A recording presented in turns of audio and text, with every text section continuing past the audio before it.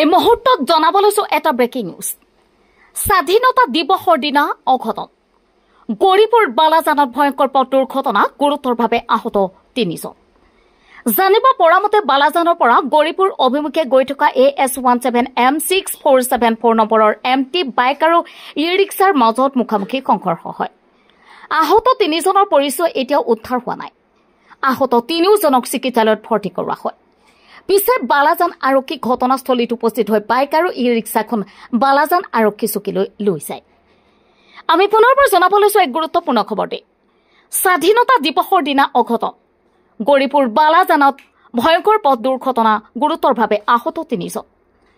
জানিব পৰা মতে বালাজানৰ পৰা গৌৰীপুৰ অভিমুখে গৈ থকা AS17 M6474 নম্বৰৰ MT বাইক আৰু ই ৰিক্সাৰ মাজত মুখামুখি সংঘৰ্ষ হয়। আহত 3 জনৰ পৰিচয় এতিয়াও উদ্ধাৰ হোৱা নাই। আহত 3 জনক চিকিৎসালয়ত ভৰ্তি কৰোৱা হয়। পিছে বালাজান আৰক্ষী ঘটনাস্থলীত উপস্থিত হৈ বাইক আৰু ই ৰিক্সাখন বালাজান আৰক্ষী চকীলৈ লৈ যায়। News desk report, daily 24।